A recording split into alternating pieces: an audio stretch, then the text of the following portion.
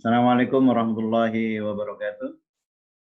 Waalaikumsalam warahmatullahi wabarakatuh. Bismillah, alhamdulillah, wassalatu wassalamu ala rasulillah Muhammad bin Abdillah wa ala alihi wa sahbihi wa man wala, la haula wa la quwwata illa billahi al-aliyyil azim, amma ba'du. Saudara-saudara, alhamdulillah pada siang hari ini kita masih diberikan kesempatan oleh Allah Subhanahu wa taala untuk bersama-sama melakukan perkuliahan daring yang perdana dalam rangka untuk belajar bersama tentang pendekatan studi Islam sebagaimana yang diamanatkan kepada saya oleh Kaprodi. Saya diminta untuk memegang mata kuliah ini sudah sekitar 2 tahun, tetapi saya belum bisa melihat hasil yang sebenarnya seperti apa, tetapi saya akan mencoba untuk terus melakukan perubahan terhadap berbagai materi yang kira-kira terus bisa diperbarui agar kemudian saudara-saudara memperoleh sesuatu yang kira-kira tidak tertinggal dibandingkan dari yang lain. Saudara-saudara, belajar tentang pendekatan studi Islam itu sesungguhnya tidak bisa terlepas dari kita berbicara tentang religious studies atau yang dikenal dengan studi agama ya. Yang studi agama itu di dalam dunia perguruan tinggi ini merupakan satu keniscayaan historis yang di dalam perkembangan ilmu pengetahuan dia merupakan bagian yang tidak terpisahkan dari berbagai studi yang lain. Sebagaimana kita pahami bersama dalam perspektif filsafat ilmu bahwa ilmu pengetahuan itu akan selalu terus berkembang sesuai dengan perkembangan zamannya, maka di dalam melakukan studi agama pun itu mengalami perkembangan.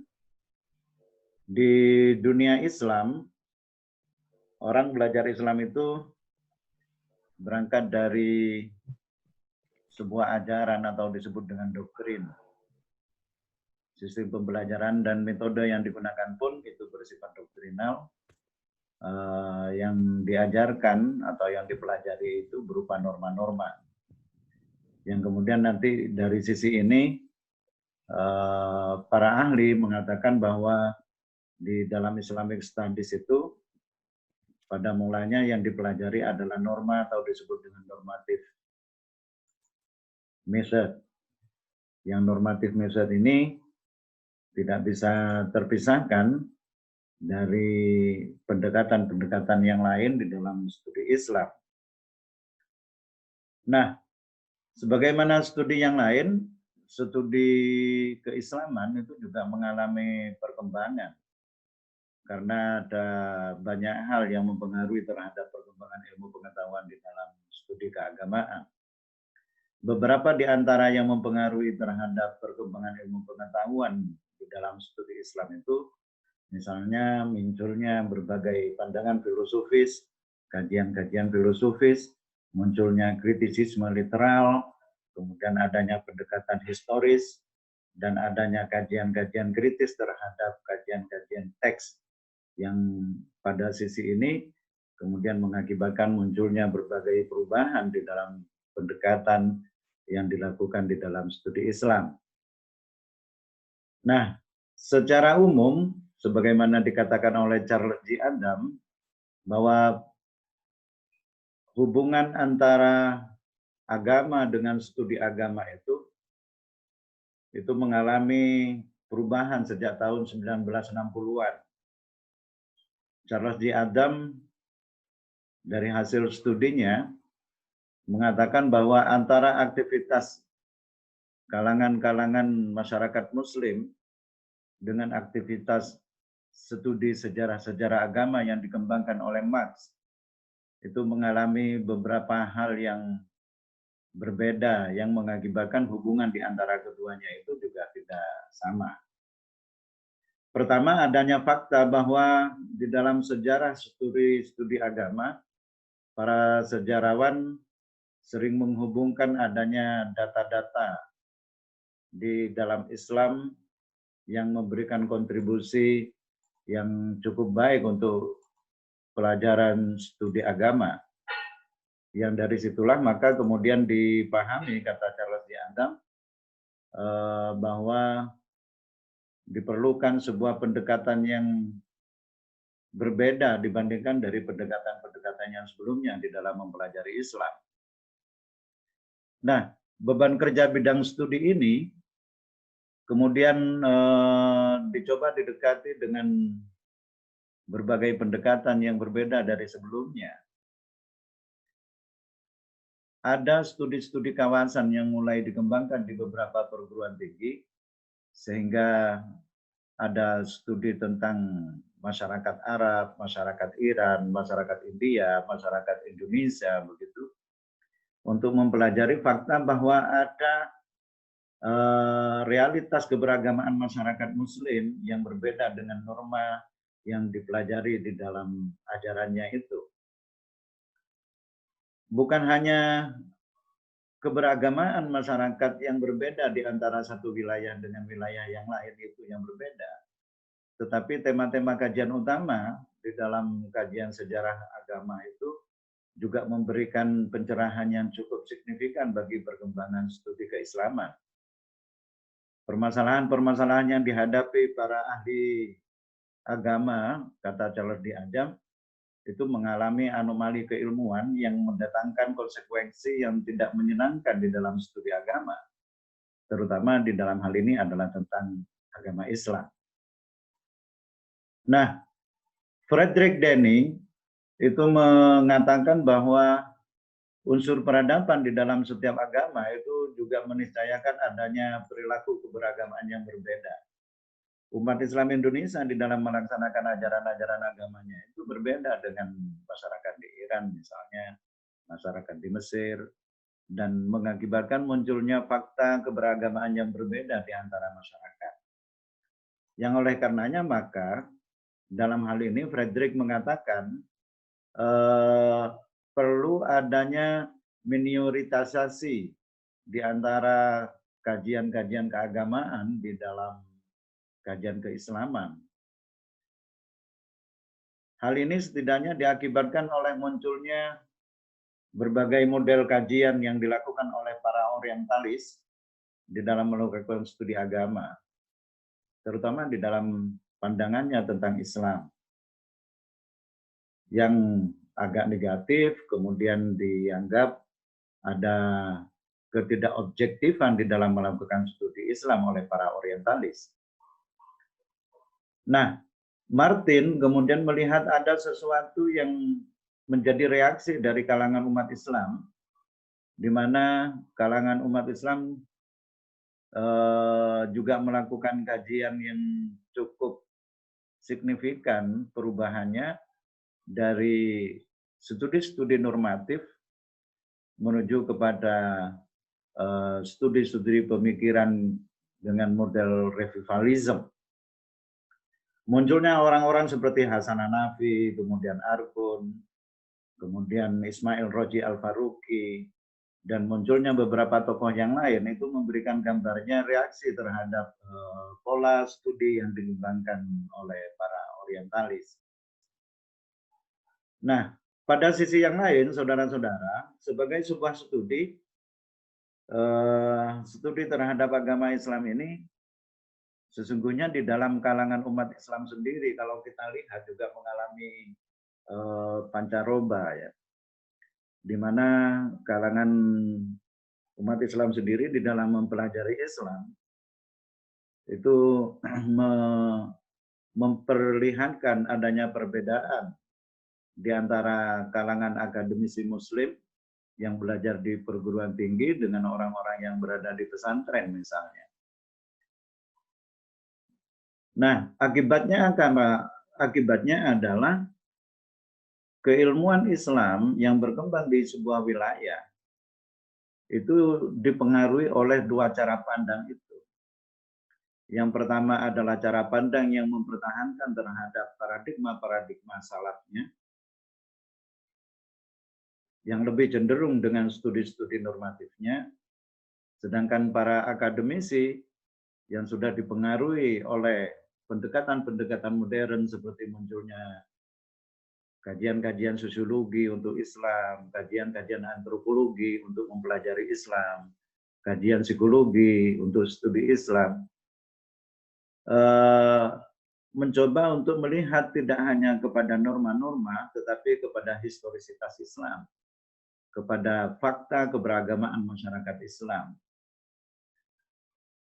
Tentu akibat yang lebih tajam lagi, dua keilmuan ini menampilkan sesuatu yang seperti dikotomis. Pada satu sisi ada studi Islam yang dikaji oleh para akademisi dengan menggunakan pendekatan sosiologis. Kemudian ada studi Islam yang dikembangkan oleh kalangan pesantren yang lebih cenderung kepada normatif doktrinal.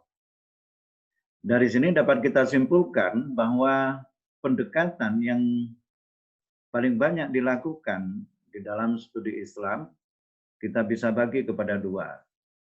Kajian Islam tradisional yang lebih cenderung untuk menggunakan pendekatan normatif doktrinal, sedangkan kajian para akademis Muslim itu lebih cenderung menggunakan pendekatan yang historis, sosiologis, dan antropologis. Dua pendekatan normatif doktrinal dan sosiologis historis ini menjadi mainstream di dalam studi Islam yang tentu saja di UIN Maulana Malik Ibrahim Malang ini berharap adanya upaya untuk mengintegrasikan di antara dua studi itu yang disebut dengan studi integrasi. Di Yogyakarta itu agak berbeda, disebutnya dengan integrasi interkoneksi.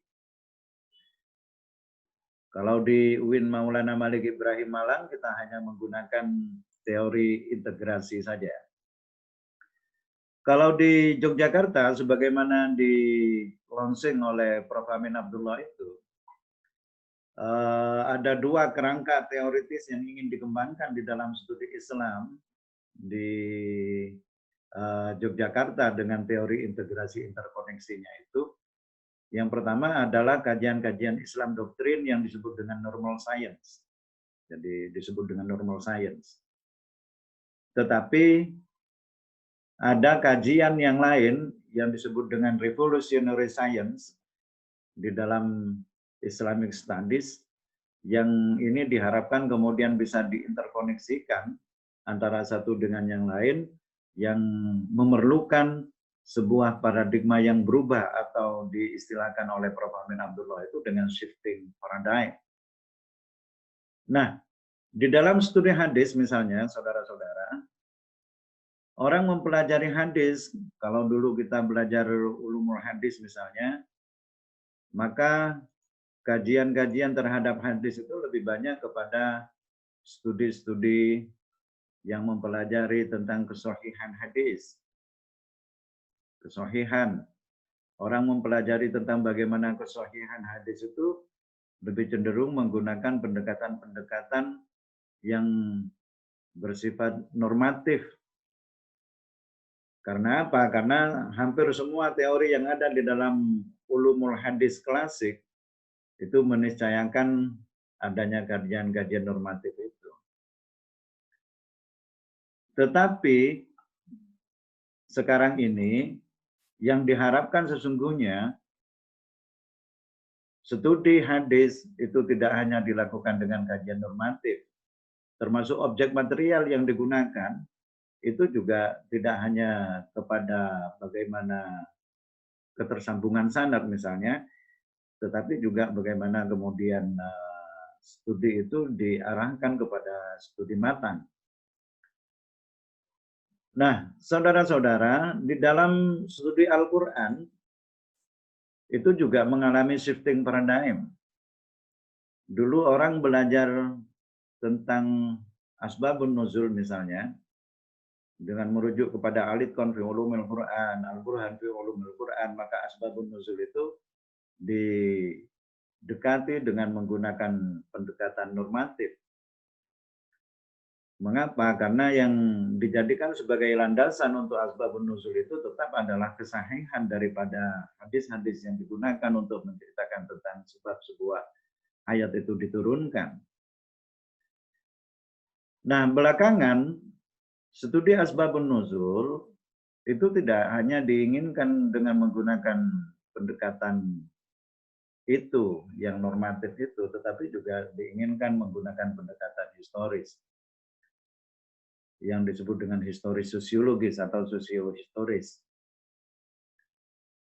Nah, saudara-saudara, shifting paradigm yang berkembang di dalam sebuah pendekatan di perguruan tinggi, termasuk di UIN Maulana Malik Ibrahim Malang ini, memberikan gambaran kepada kita bahwa ilmu pengetahuan ke depan itu diharapkan tidak lagi terjadi dikotomi. Tidak ada lagi ilmu yang disebut dengan ilmu umum dan ilmu agama.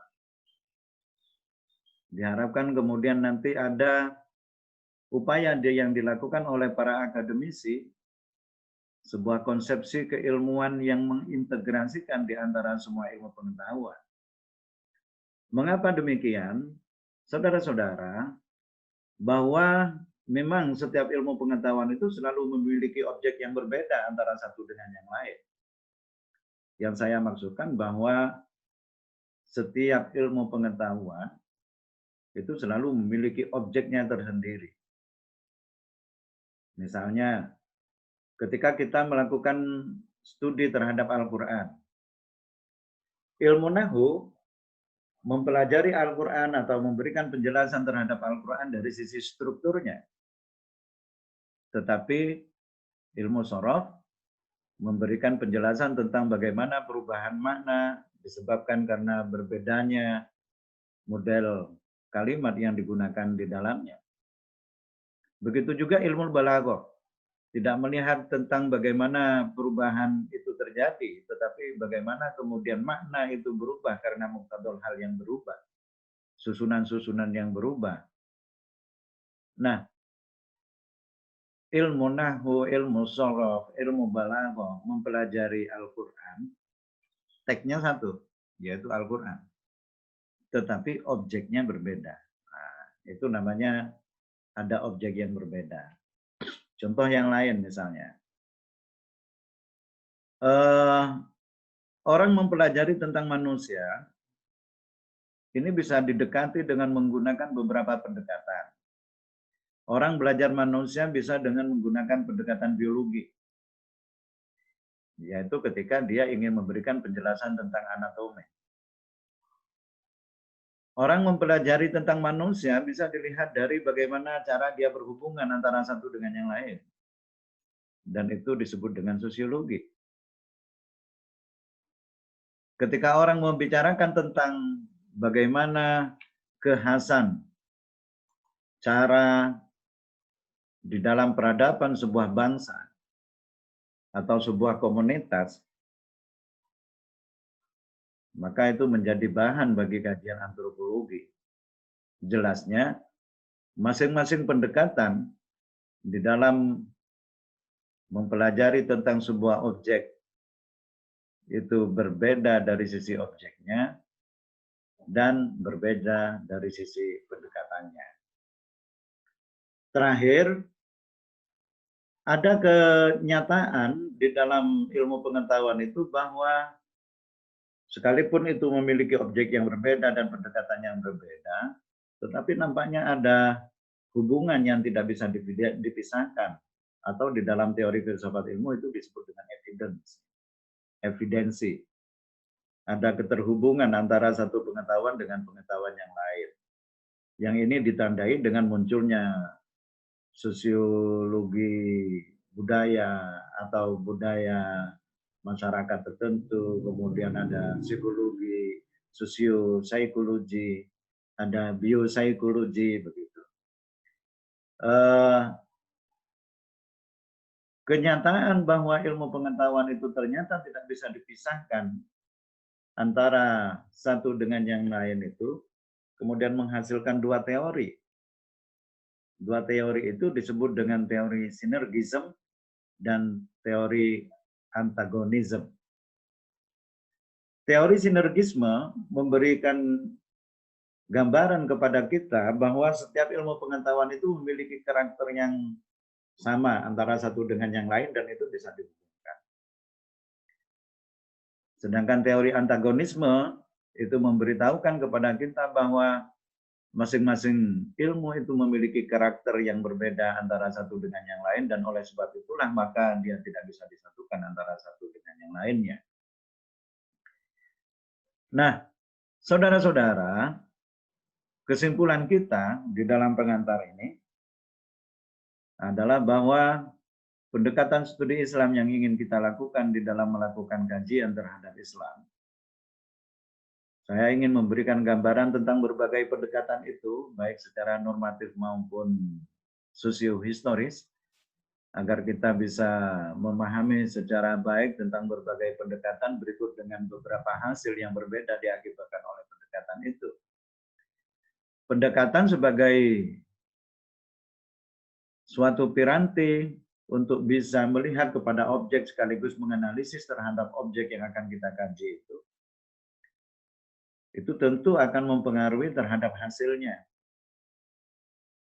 Kalau digambarkan bahwa pendekatan itu adalah kacamata, maka kalau kacamata kita hitam, warna baju putih pun akan kelihatan hitam. Mengapa? Karena kacamata yang digunakan itu adalah hitam. Jadi pendekatan itu sangat mempengaruhi terhadap cara pandang kita terhadap sebuah objek.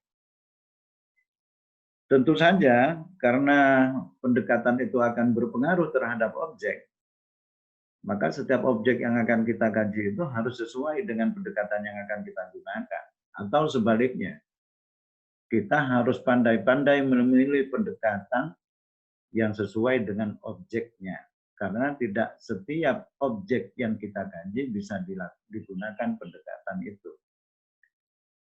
Dengan kata lain, semua pendekatan sesungguhnya bisa digunakan untuk melihat objek apapun. Tetapi dengan sinergisme dan antagonisme, bisa jadi kita salah di dalam memilih objek karena pendekatan yang digunakan itu.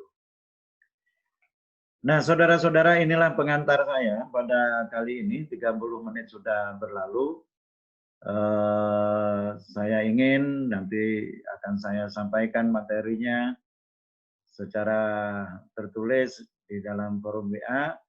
Standby tetap di forum WA sampai kemudian jam waktu kita selesai, dan saya akan ngecek siapa yang aktif dan siapa yang tidak aktif untuk kemudian saya anggap hadir dan tidak hadir. Jadi kehadiran pertama saya lihat di sini ini, Mas Husim hadir, Mas Ghazali hadir, Pak Pasca Sarjana hadir. Kok Pak Pasca Sarjana ini siapa namanya nih? Pak Pasca Sarjana siapa namamu? Siapa namanya ini? Kok namanya Pasca Sarjana? Atau enggak sadar bahwa namanya Pasca Sarjana?